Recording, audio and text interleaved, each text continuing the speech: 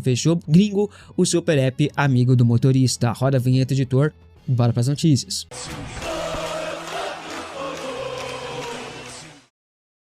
Bom, rapaziada, o São Paulo apresentou aí um déficit operacional de 65 milhões e meio de reais, tá? Os dados oficiais foram apresentados no Conselho Deliberativo do clube e esses números são referentes a entre janeiro e maio deste ano. O clube projetava uma receita bruta de 315 milhões de reais, mas arrecadou durante o período apenas 308 milhões, 7 milhões a menos do que a meta estipulada. Já os custos operacionais ultrapassaram a estimativa inicial, que era de 365 milhões.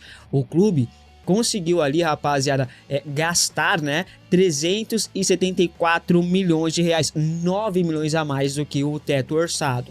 O clube ainda projeta nos balanços de junho e julho um aumento significativo aí, rapaziada, um prejuízo de 100 milhões de reais, é isso mesmo. A dívida total do clube também teve um bom aumento, tá? No início do ano, a dívida era de 858 milhões de reais. Muito por conta das vendas que o São Paulo fez no ano passado, e agora começa o vizinho, que não acaba nunca, essa obra maldita, não acaba nunca, né?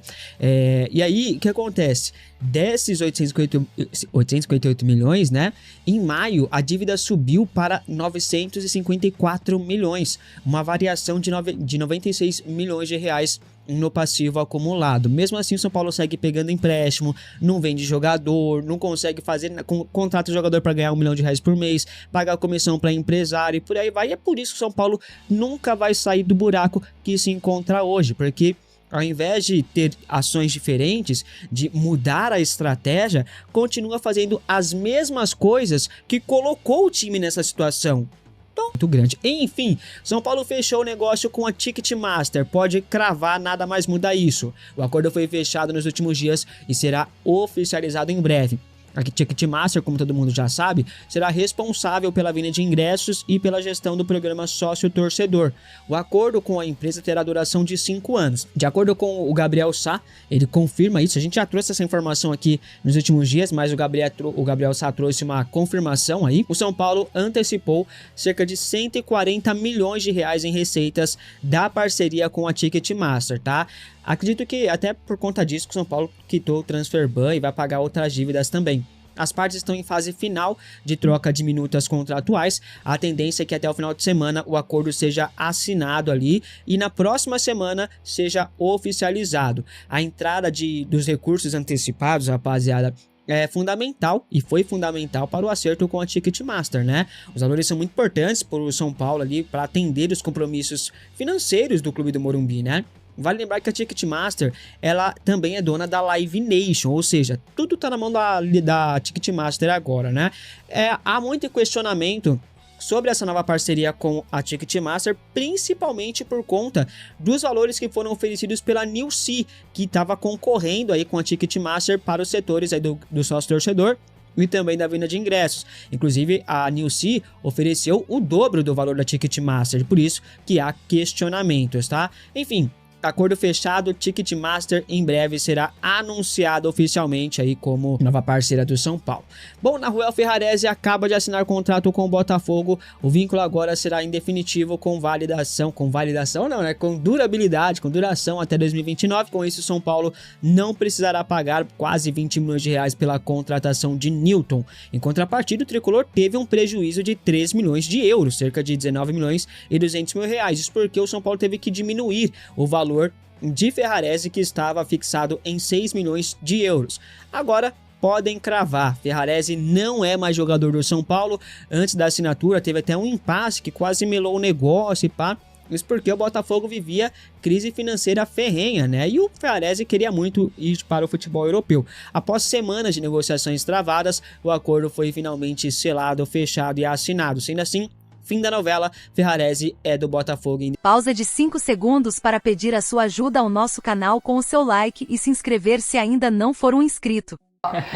Galera, então, assinou o contrato com São Paulo. Gabriel Sá, que horas que ele apurou isso, gente? Eu não sei. Agora, tá mandando mensagem aqui, falei, e aí? Ele tava assinou? aqui, ó, só no telefone. Conta pra gente, Gabriel. Ele assinou já, então, né? Tem ali, é um contrato online, tem todas as partes ali de assinatura, mas foi então formalizado hoje, já assinou a renovação de Jonathan Calleri, então, mais 2 temporadas do seu vínculo, que se encerrava esse ano, ao final desse ano, né, encerrava então esse contrato, 2 anos, vai até o fim de 28, caso em 28 ele jogue 60% dos jogos, ele renova de forma automática até o fim de 2029, 2+1, que é a cláusula ali que é pré-estabelecida, fica Jonathan Calleri no São Paulo, Luísa. Vamos acionar essa sirene aí, meu switcher, porque tem informação pintando no de primeira agora. No bid, né? Perfeito. Então, ó, 2 novidades do São Paulo, 3 na verdade, né? Porque pagou o transferban esperado, agora já tem a renovação do Calleri e agora, né, conseguindo regularizar os 2 reforços, algo que estava pendente em função do transferban. Boas notícias, né, Gabriel? É um certo alívio interno. A gente estava numa apuração ainda de como que foi pago o transferban, né? Porque Só te a resposta pra formal... voltar. A gente está voltando na TV agora, mas no intervalo, por isso que vocês têm que ficar no YouTube, gente. Não pode ficar só na TV, não, porque no YouTube, no intervalo, veio a informação, Gabriel Sá trazendo pra gente que Calleri assinou a renovação de contrato com o São Paulo. Aí, ó, aí, sirene alerta aqui pra gente no programa. Além do pagamento do transferban, São Paulo paga o transferban e já anuncia os 2 novos jogadores também. Então, o Gabriel Sá estava complementando aqui pra gente. Esse Calleri assinou, então, a sua parte da renovação contratual. O transferban estava numa apuração de como que foi pago, né? Porque é um valor de fato alto, 6 milhões, e o que falaram é ajustes financeiros, né? Estavam tentando antecipar a receita, conversando com alguns parceiros comerciais, né? E aí a gente imagina que tenha sendo algo nessa linha, mas vamos trazer no site do UOL em breve aí a apuração completa de onde foi a origem desse dinheiro, né? Como que o São Paulo conseguiu quitar, porque é extremamente relevante, visto que foi um transferban que durou 15 dias, né? Dos Estados Unidos, algumas equipes mexicanas também estão aí atentos à situação do Lucas Moura, mas por enquanto sem uma definição. O Lucas, desde que chegou ao São Paulo nesta nova passagem, nunca sofreu tantas lesões, né? O jogador, é a primeira vez que ele passa por tantas lesões em sua carreira, né? Se recupera de uma, volta a outra, teve problema no joelho, e agora o tendão de Aquiles, realmente uma situação muito delicada que faz o São Paulo e o próprio jogador discutirem se vale a pena ou não continuarem esse casamento. A gente informou para vocês da renovação do Calleri, que deve ser comunicada para vocês nas redes sociais já nestes próximos dias, mas a indefinição sobre o contrato do Lucas Moura ainda segue. E eu quero saber de você, né? Você acha que vale a pena renovar com o Lucas ou não? Vale destacar que é um salário alto, né? Um jogador que tem um salário altíssimo, mas que dentro de campo não vem estando à disposição muitas vezes, e às vezes que esteve não apresentou aquele futebol que a gente esperava do Lucas Moura. Então, quero saber de você aí se você renovaria ou não com o jogador para a próxima ou quem sabe as próximas temporadas, né? Porque existe até uma expectativa de uma renovação de contrato até 2028, né, rapaziada? Então, muita coisa acontecendo aí nesses últimos dias e eu quero saber de vocês. Muita gente falando, Alemão, que você tá falando só de zagueiro, você tá falando aí só de jogadores defensivos, não tem nenhum atacante aí para ser oferecido ao São Paulo, não tem nenhum atacante que São Paulo está observando. E ó, tem um nome hoje que eu decidi trazer, falando em Lucas, né? Um nome que foi oferecido ao São Paulo, Lucas Ocampos. Ele que tem dupla nacionalidade, né? Argentino e também espanhol. Está atualmente na equipe do Monterrey e entrou no seu último ano de contrato, né? Tem contrato até o meio de 2027. O Lucas Ocampos se destacou demais na equipe do Sevilha, passou muitas temporadas lá e se firmou na época como um dos grandes jogadores do campeonato e é um dos ídolos recentes da equipe do Sevilha, que é muito tradicional lá no futebol espanhol, né, rapaziada? E agora, o Ocampos, como eu falei pra vocês, tá no Monterrey. Ele tem 32 anos de idade e ele foi oferecido ao São Paulo. E eu quero saber de vocês, o que vocês acham sobre o jogador? Ele é muito alto, forte e rápido, né? Um jogador que tem essas características e não à toa despontou e se destacou durante muitos anos na equipe do Sevilha, uma das mais tradicionais do futebol espanhol e vem jogando bem também no futebol mexicano, que cá entre nós e por sinal é um futebol muito endinheirado, né? O futebol mexicano está investindo pesado nos últimos anos, contratando grandes jogadores do futebol europeu e o Ocampos foi um desses movimentos, né, da equipe do Monterrey, que é uma equipe muito, muito tradicional lá no México, lá no futebol mexicano. Mas agora o jogador entrando no último ano de contrato, 32 anos, pode passar por uma reformulação à equipe, pode procurar também um novo destino e foi oferecido ao São Paulo Futebol Clube, que analisa a possibilidade. Sendo sincero, deixando a minha opinião claríssima aqui, Lucas Lucas Ocampos hoje é titular absoluto no São Paulo Futebol Clube. Ele joga aberto ali pelas pontas, né, dá mais essas características, mas ele é um jogador muito habilidoso que pode fazer às vezes jogando pelo meio, mas nas pontas, principalmente na ponta esquerda, eu acho que ele rende muito mais. É um jogador que faz gols, é um jogador que dá assistências, é um jogador de bola aérea, né, já que ele tem muita estatura, então seria uma contratação interessantíssima. Hoje, eu acho que a ponta direita do São Paulo, ela tem dona, é o Arthur, que joga ali e tá jogando muito bem. Centroavante vai jogar o Caleri, vai ter espaço o Rian, vai ter espaço o Gustavo, o Luciano joga um pouquinho mais recuado, mas pra mim, a ponta esquerda, mesmo com a chegada do Vitor Sá, ela tá vaga, porque o Vitor Sá não é jogador para ser titular do São Paulo. Ele pode ir bem, ele pode jogar bem no primeiro jogo, no segundo, fazer gol, mas o tempo vai mostrar que a contratação do Vitor Sá foi um erro por parte do São Paulo. Primeiro ano de contrato recebendo 700 mil, depois recebendo R$1 milhão por mês. É um erro tremendo de um jogador completamente comum. O Lucas joga mais que ele, o TT joga mais que ele. Ah, mas não sei o que, mano, o Vitor Sá é um erro da diretoria. Pode, inclusive, por ter a confiança do Dorival, ser o titular ali aberto pela esquerda. Mas se o São Paulo investisse no Ocampos, seria uma contratação bombástica para as contratações que nós viemos fazendo ultimamente. Não, rapaziada? Então, quero saber de vocês aí, se vocês concordam comigo que seria uma grande contratação, seria um jogador até para ser titular, ou se você acha que não. Quero saber de você. O que você pensa aí? Se seria uma contratação aí de uma maneira que, vai investir num jogador mais velho, não é tão bom assim pro São Paulo, com esse valor a gente pode investir em outras posições, em outros jogadores. Deixem aí nos comentários sua opinião. Beleza, galera? Preparação segue, muitas informações vão acontecendo, né? O São Paulo, como eu disse para vocês, encara a equipe do Grêmio, né? Um jogo muito difícil pelo Campeonato Brasileiro. Muito bom estarmos de volta, né? Após 2 semanas. São Paulo jogou pouco depois da Copa do Mundo. Tem time que já jogou 5 vezes aí, né? São Paulo jogou só 2 partidas, perdeu pro Paranaense, empatou com a equipe do Flamengo. Então agora a gente volta, a gente já conhece o nosso adversário na Sul-Americana, coisa que a gente não conhecia, né? Então a gente vai encarar o Bolívar. Agora a gente vai ter uma sequência no Campeonato Brasileiro que é muito importante. São Paulo caiu de rendimento. E uma coisa que eu não vi muita gente falando, mas que é muito importante, esse ano o Campeonato Brasileiro não terá mais um G6, e sim um G5, né? Então, as vagas diretas para a Libertadores vão até o G4 e o quinto vai para a pré-Libertadores, enquanto o campeão e o vice da Copa do Brasil garantem essa vaga a mais, né? Então, a vaga que era do 6º colocado do Brasileiro foi para o vice da Copa do Brasil. Então, por que eu tô falando isso? Porque na situação atual do São Paulo, complica muito no Campeonato Brasileiro, porque se a gente não ganha a Copa Sul-Americana, a gente vai ter que ir para a Libertadores pelo Brasileirão. E hoje a gente está na parte de baixo da tabela. E agora a gente não tem mais que buscar o G6. A gente tem que buscar o G5, né, rapaziada? Obviamente, um time pode ganhar a Copa do Brasil e abrir uma vaga, pode ganhar a Libertadores e abrir uma outra vaga, mas hoje a gente em 12º, mais perto da zona de rebaixamento do que de um G5, me preocupa bastante, porque nós já estamos no segundo turno, nós já terminamos a primeira parte da temporada, o São Paulo não apresenta todos esses indícios, né, de recuperação. Então isso, que eu vejo pouca gente falando, me preocupa bastante, porque muita gente pode falar, alemão, o que você acha, né? São Paulo vai conseguir chegar? Vai ficar mais difícil? Eu acho que hoje é uma situação completamente delicada. Um G5 de Campeonato Brasileiro é muito, muito, muito difícil de alcançar, né? Ainda mais na recuperação que o São Paulo vem apresentando. Se a gente for pegar a última temporada, mesmo tendo G8, se eu não me engano, o São Paulo não conseguiu uma vaga para a Libertadores. Foi G8, G9 e o São Paulo não conseguiu uma vaga para a Libertadores. Então, reduzindo isso para um G5, fica ainda mais difícil. Obviamente, a gente vai lutar pelo título da Sul-Americana, mas se esse título não chegar, sendo realista, São Paulo vai conseguir um G5, um G6, aí, se abrir outra vaga no Campeonato Brasileiro, então é algo pra gente já começar e ficar esperto de agora, porque todo mundo sabe, o Dorival não é especialista em campeonato de ponto corrido, ele é de Copa. Vamos vencer a Copa? Da hora, título, premiação, Libertadores. Não venceu? Complica demais pro Brasileirão e pra jogar Libertadores ano que vem. Será que vamos aceitar não jogar Libertadores pelo 2º ano consecutivo? Então, já tem que começar a pensar nisso, hein? Deixa nos comentários a sua... Enrolar a possível, vamos dizer assim, candidatura do Caboclo causou muitos protestos por causa das questões que ele teve na CBF, acusações e processos e tudo mais e tal. Vamos ver se ela vai, de fato, se efetivar, né? E no caso do Marcelo Portugal Gouveia Filho, tem toda a questão, ele é filho do Marcelo Portugal Gouveia e tudo mais. Então essa tem mais, do clube pra fora ela é mais bem aceita. Do clube pra fora, com certeza. O que elas têm em comum? Os pais famosos, né? O Marcelo Portugal Gouveia filho do Marcelo Portugal Gouveia, o último presidente, assim, inquestionável do São Paulo, presidente do título mundial de 2005. E o Carlos Caboclo, pai do Rogério Caboclo. Carlos Caboclo, notório conselheiro do São Paulo, foi o cara que trouxe o Tele Santana ao São Paulo, né? O pai do Rogério Caboclo foi quem inventou o Tele. O São Paulo era amigo particular do Tele e convenceu o Tele a dirigir o São Paulo numa época também de vacas magras e que o Tele não queria trabalhar. Então esse trunfo paterno os dois têm, né? Sim. Nós lançamos no nosso canal eu também fiz uma enquete no meu Twitter,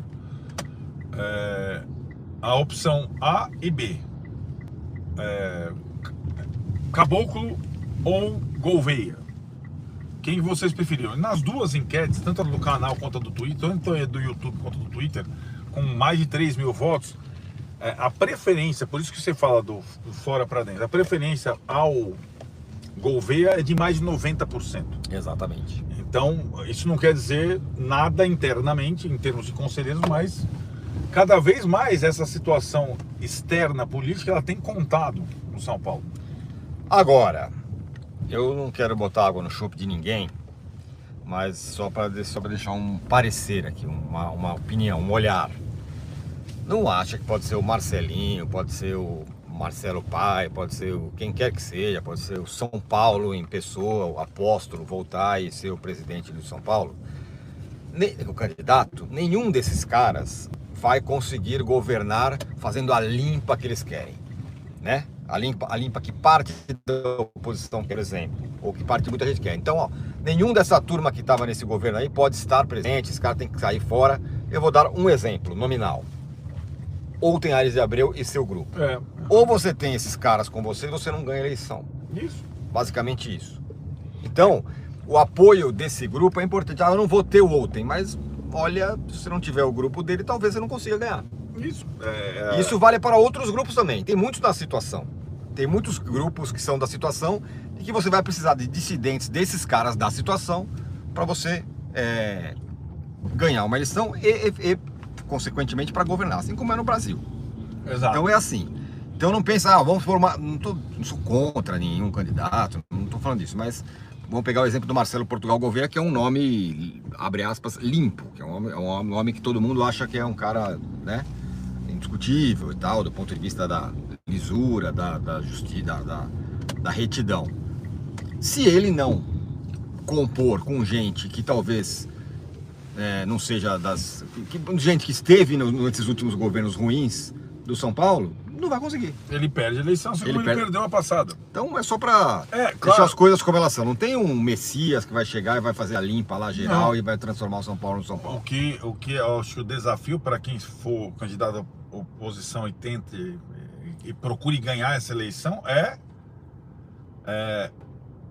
a despeito desses apoios, desses conchavos políticos, ter uma ideia clara de transformação do clube, ter autonomia para isso, né?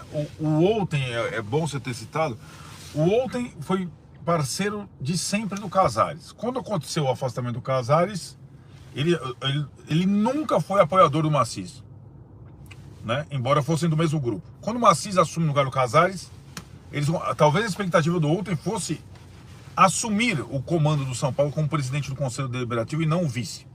E desde então ele é oposição clara ao Maciz.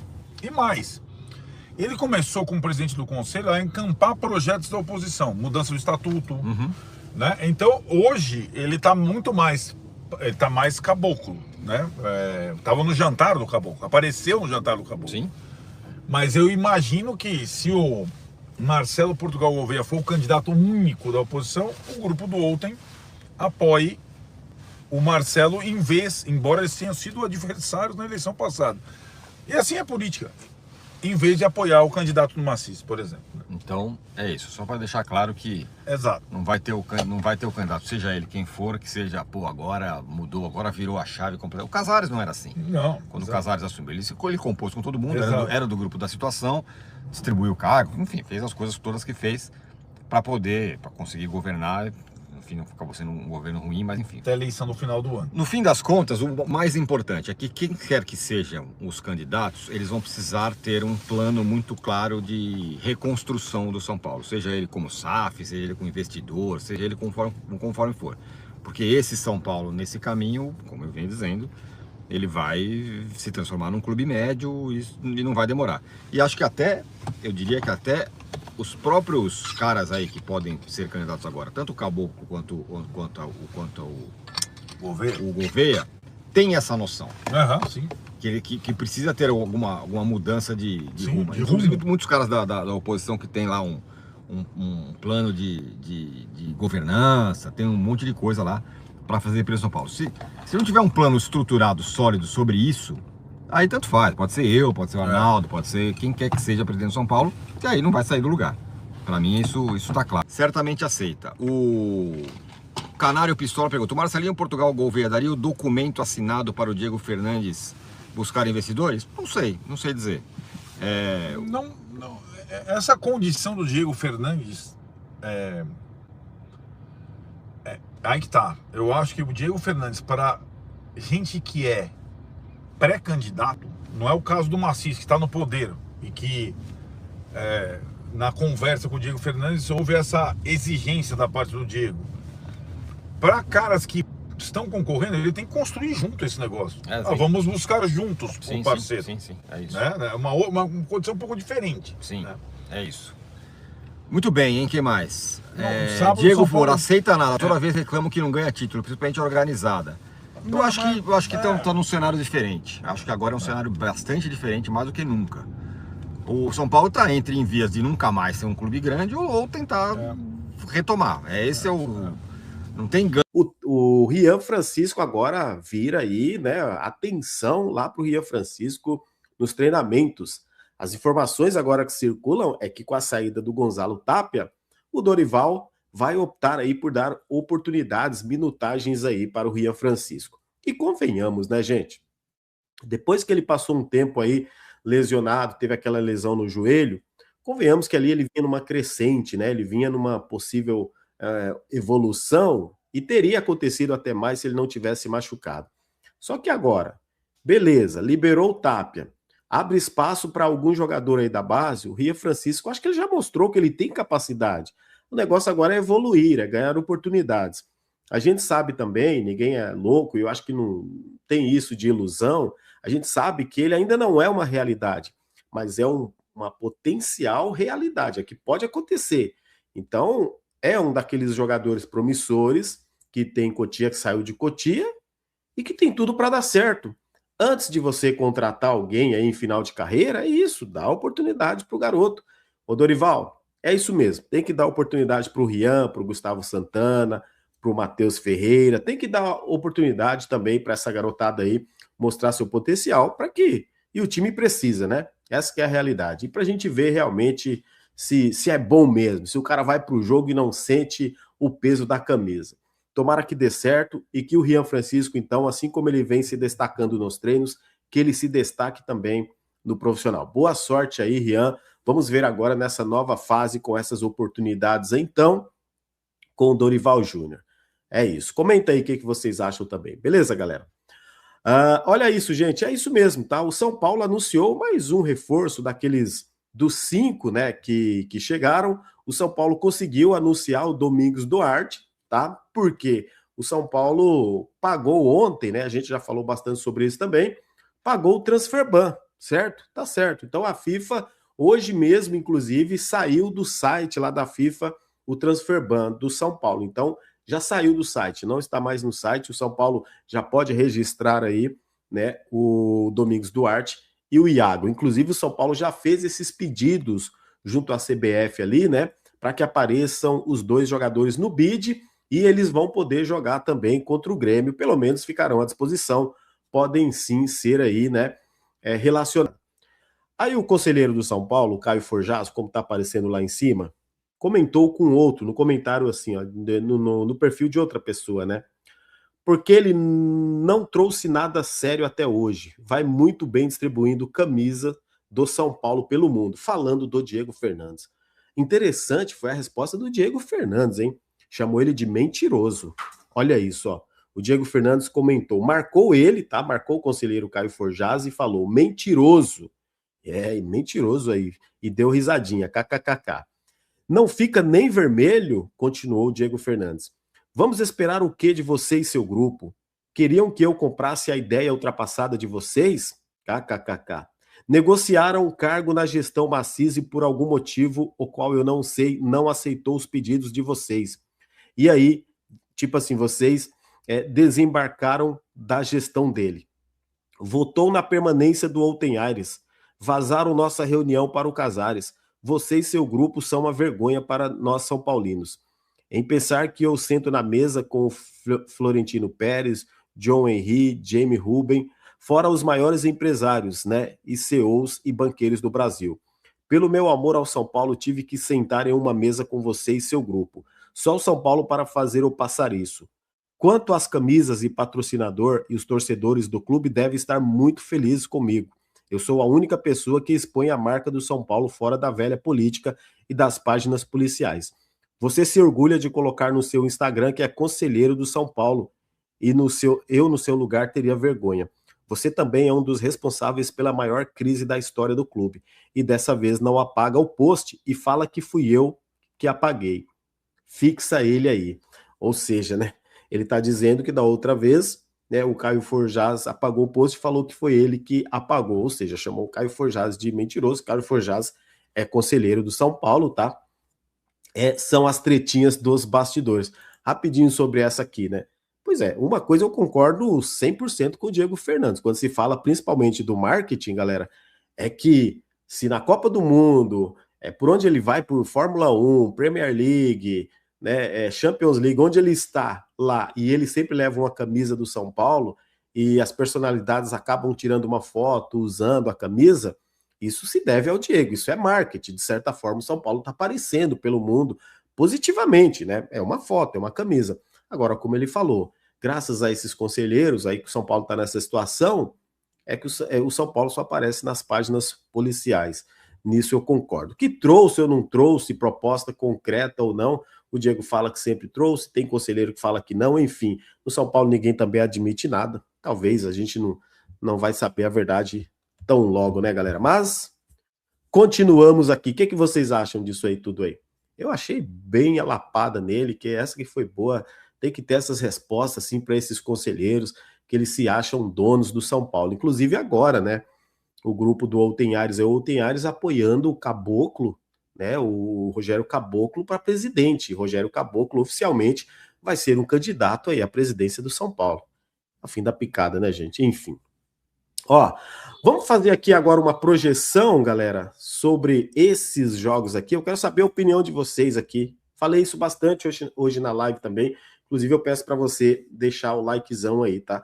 Logicamente que não vou estender tanto aqui quanto na live o assunto, mas com certeza depois eu vou ler os comentários e responder. Mas quantos pontos o São Paulo vai fazer, galera, nesses próximos 4 jogos? E são times, se a gente olhar, acessíveis para o São Paulo fazer 12 pontos. Tô sonhando demais, tô me iludindo demais, mas é o que parece. Logicamente, sabadão, depois de amanhã contra o Grêmio, vejo que é o jogo mais difícil e complicado para o São Paulo por ser fora e o Grêmio também aí buscando aí, né, se reerguer no Campeonato Brasileiro, tá? Então São Paulo e Grêmio e São Paulo na Arena do Grêmio, sabadão às 16 horas. Depois no dia 15, o São Paulo vai receber o Coritiba no Morumbi, com o apoio da torcida e com a obrigação de ganhar, na minha opinião, tá? Depois no dia 23, vai na Arena Condá enfrentar a Chapecoense, que é o último colocado do Campeonato Brasileiro, o time da Chapecoense. Tem apenas 10 pontos, galera. Pois é, tem obrigação também o São Paulo ir de lá e fazer um bom resultado, uma vitória, ao meu ver. Depois, no dia 30, uma semana depois, o São Paulo enfrenta o bom time do Bragantino, o jovem time, forte fisicamente do Bragantino, no Morumbi, dia 30. E aí o São Paulo tendo a oportunidade de fechar essa sequência de 4 jogos aí com pontos importantes, tá? Eu vou deixar o meu chute aqui, o meu palpite. Para mim, o São Paulo vai fazer aí 10 pontos. Ele vai empatar com o Grêmio, ele vai ganhar do Coritiba, vai ganhar da Chapecoense e vai ganhar do Red Bull Bragantino. Olha, logicamente eu torço pela vitória contra o Grêmio, mas talvez aconteça um empate. E se o São Paulo vencer o Grêmio, aí corre pro abraço, serão 12 pontos, galera. Tudo indica que agora o São Paulo tem uma boa sequência, tá?